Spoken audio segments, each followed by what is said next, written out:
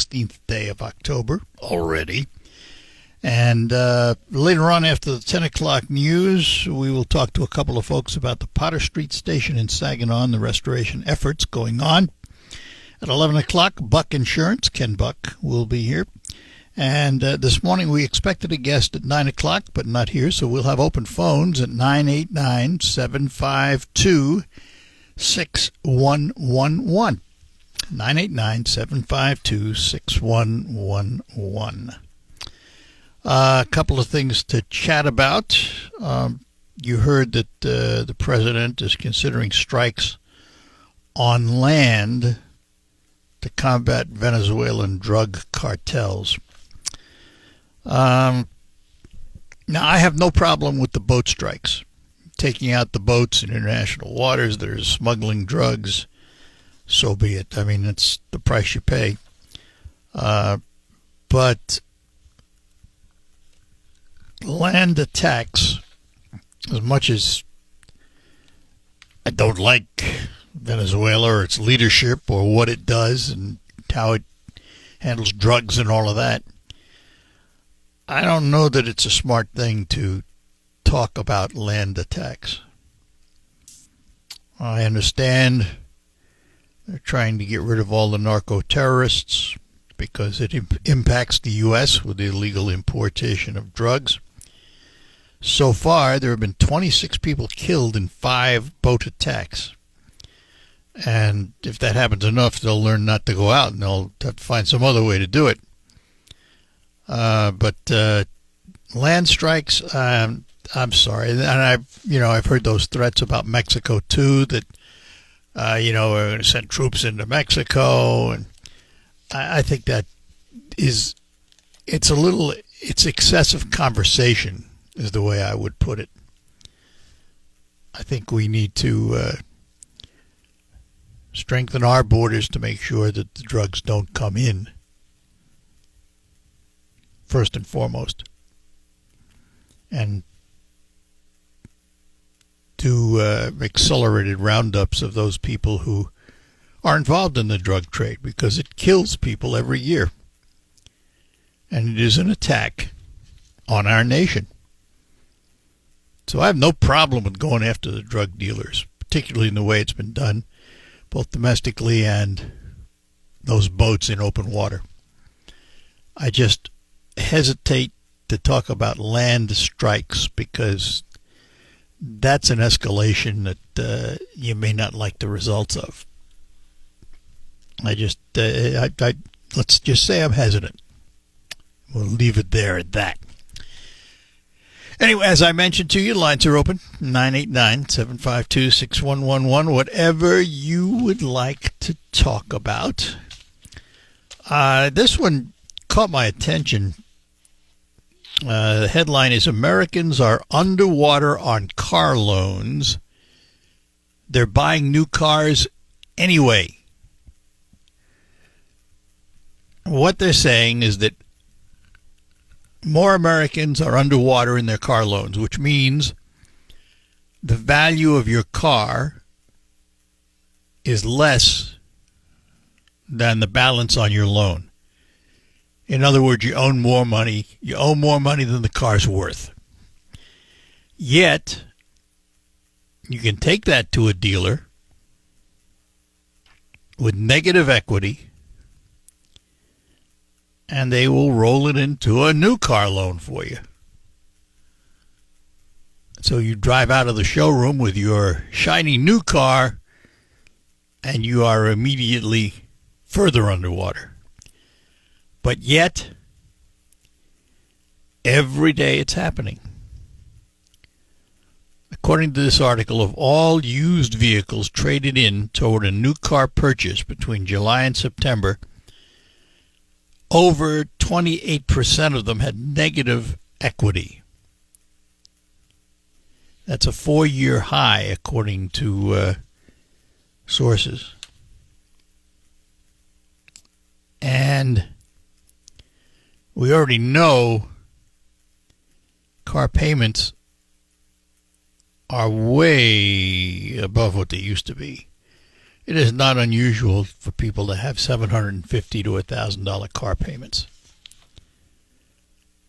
And,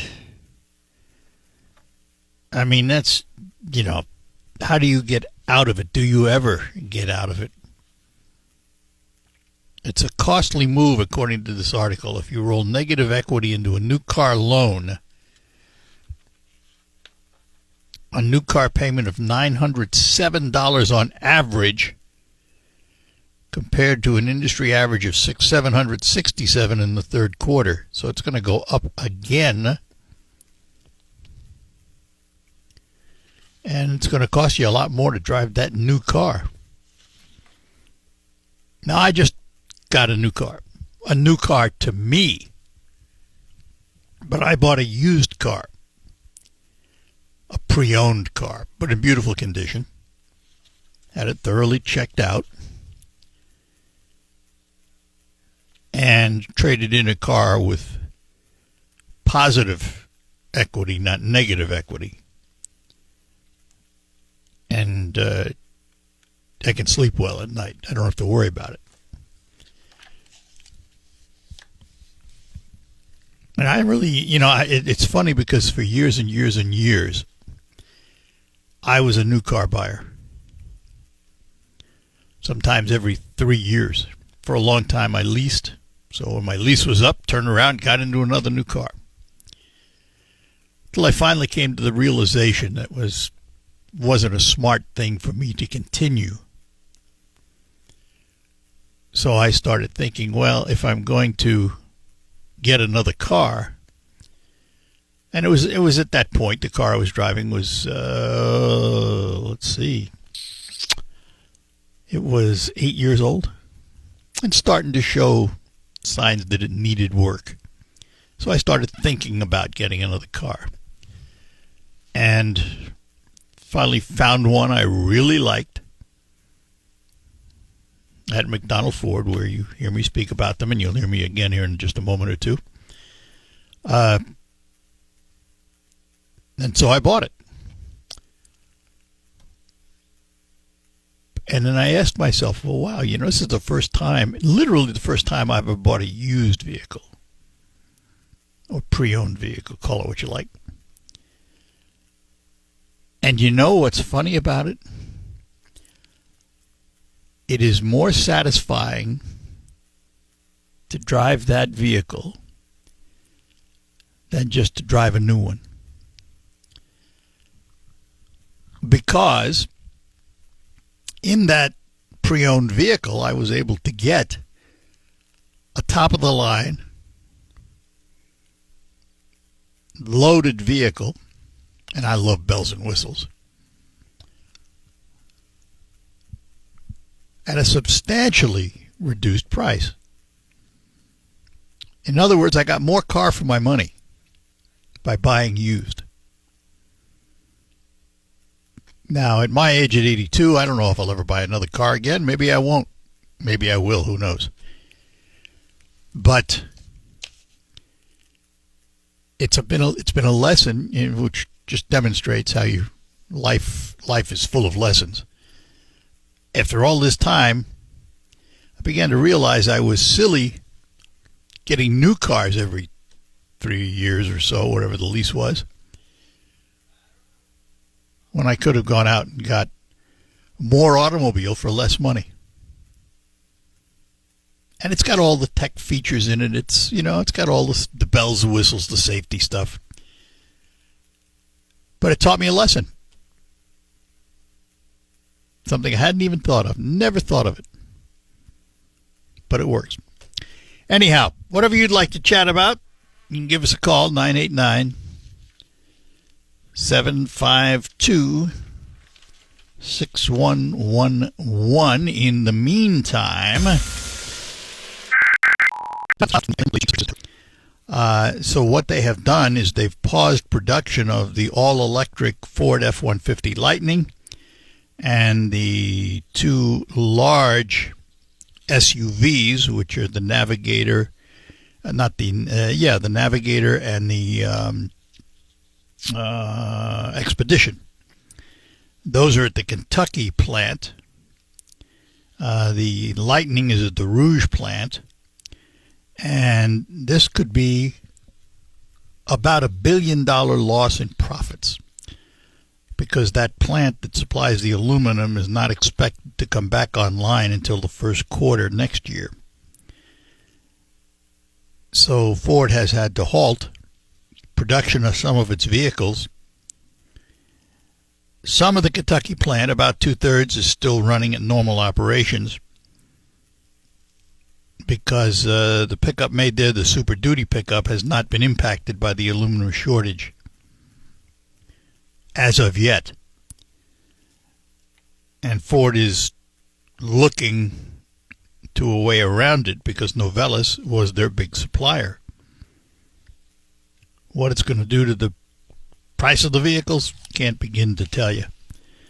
Let's go to the phones this morning. Good morning, Carl. Good morning, Art. You were talking about buying a used car this last time instead of a new car.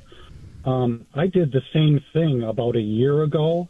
I was looking at a Grand Cherokee. I looked at the new model, and I looked at the price. And then I looked at some used cars. I found a Grand Cherokee with low miles, still under warranty, and it's actually the older body style.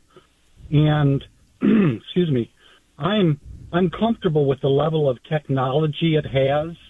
It has emergency braking and smart cruise control, and I don't need to go beyond that with the newer models. I'm okay where I am.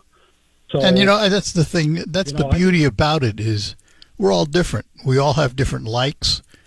And I'll clean this up, but there was an auto dealer that once told me there's a fanny for every seat. And I started to think about that. And that's true, because we're all different. I love the bells and whistles. Some people can't stand the bells and whistles, don't need the bells and whistles. I like having. Yeah, go ahead. Yeah, speaking of fannies, I've got heated and cooled seats. Yep, so do I. In my car. Yep. So that's well, nice. You've got a nicely equipped car then. Yeah, but once you get something like that, you sure don't want to go back. Yep, that's true. That's true. Once you've had heated seats, you sure don't want to go back to a vehicle without it. That's very true. There are things. This vehicle I have now has a heads-up display, so in my windshield is displayed the speed, the cruise setting, and some other information.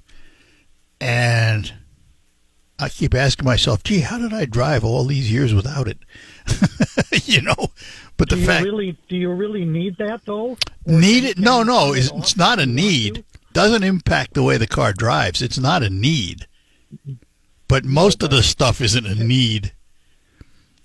Can you turn that display off if you want to? Yes. Oh, okay. Yeah, you can turn it all off and on, all of it. It's got. Yeah. I have not yet figured out all the things it has. Let's put it that way. I take the manual inside once in a while and plod through the manual trying to see what I've missed so far. That's what, like I said, I'm happy with the amount of technology I have. I don't want to, I've seen, what some of the new cars have and what they can do, and it's just, I'm just not that adventurous. I don't want to just take on all that right now, Oh, and they say that people have all these features on their car. A lot of people don't use any of them. Well, that's true. That's very true.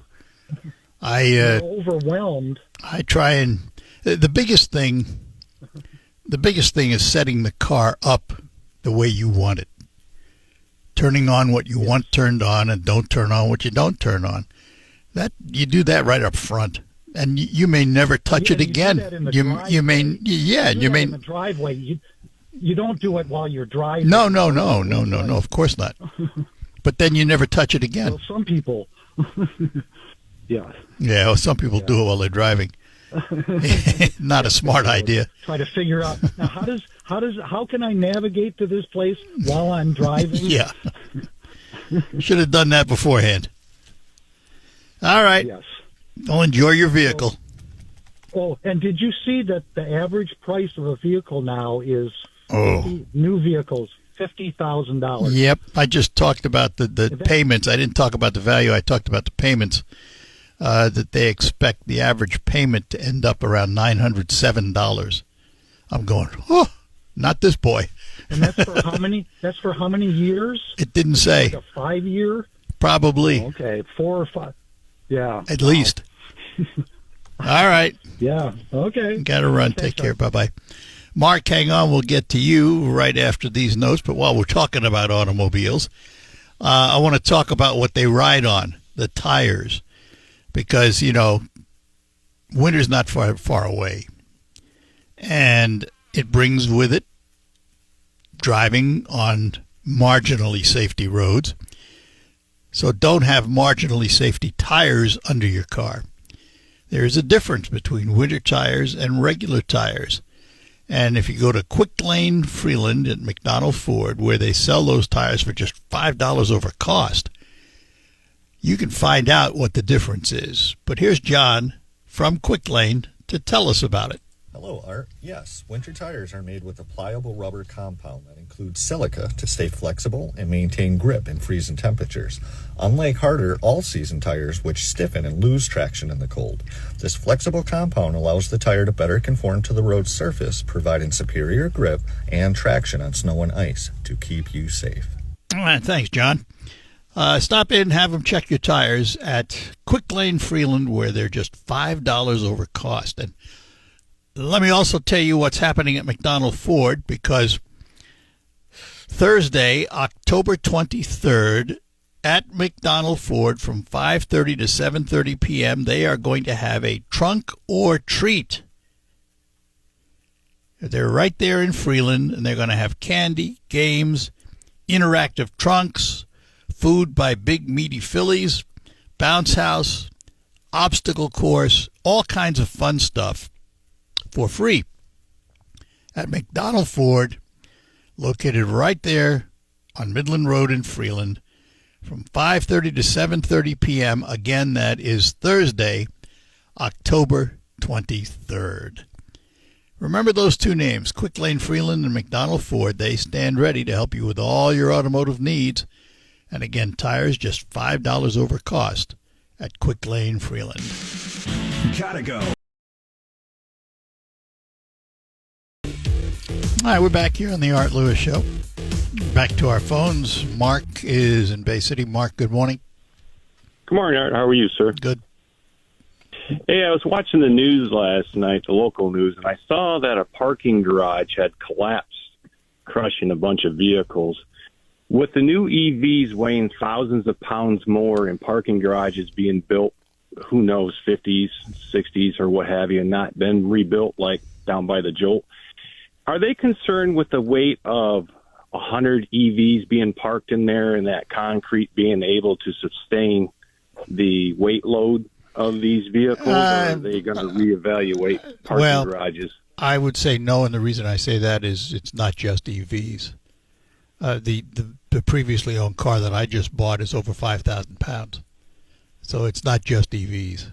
I mean, there's a lot of heavy cars out there. You know, the big push with SUVs, by their very nature, is more than what sedans weigh, and it's been going on for a long time now. Typically, if a structure like that collapses, there was some failure somewhere, but probably not simply because of the weight of the vehicles. Okay, because I thought with the batteries on these EVs weighing thousands of pounds more, and if you pack in 50 EV vehicles in a small space of an old structure, I would think the integrity would be... Well, yeah, they're not that much more, considering that the weight of cars has gone up, not down. Right. So I just, the EV, we have a lot to learn about EVs. They're in their infancy, really.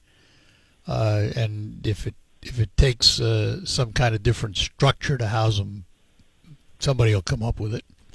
Question is, do you retrofit what's already there? And I would guess the answer is probably not, because those garages are built to handle more weight than normally you would think would be there. In other words, if they're built to handle 100 cars on a floor at an average weight of, say, 35 to 4,500 pounds, they're not built just to handle that weight. There's a cushion. Right. There better be a cushion, let's put it that way. But I had not heard about the garage that collapsed, so I have no idea what caused it or anything else. Right. Okay. All right. Hey, did you know there's 43 kings out there in the world? I was Googling that because I was trying to find out the King's Day this weekend, which we don't have a king in the United States. And then there's an S on the end, like there's more than one in the United States. So I don't understand. Are they protesting the other kings in the other nations? Because we don't have that here. No, and I just don't understand what they're protesting. Well, about. because what they're protesting is they look at Donald Trump as trying to be a king. Let's be honest. It's all political.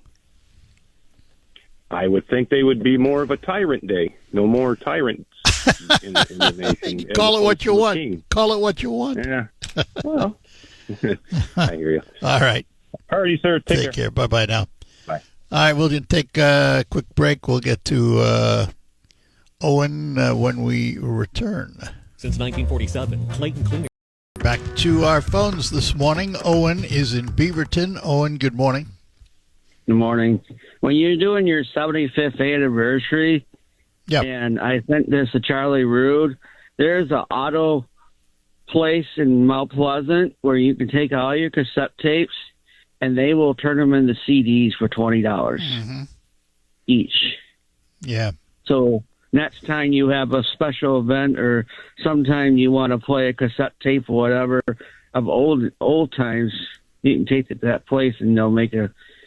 I don't know if they have one in Saginaw or not, but I don't know. There's also one on. There's a big place online that does that too.